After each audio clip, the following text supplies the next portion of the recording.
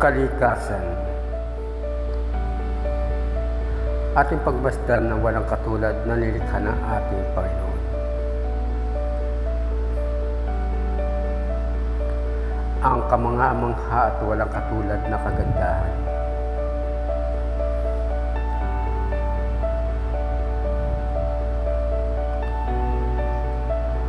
Papayag ka ba ang lahat ng mga ito ay maglaho at tuluyan ng mawala?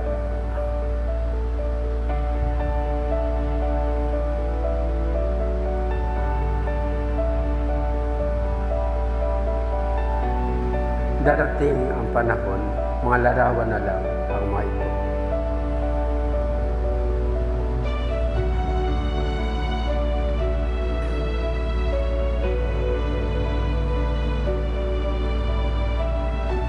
Kung magpapatuloy tayo sa pagwasak at pagsira ng mga bagay na pinagkatiwala sa atin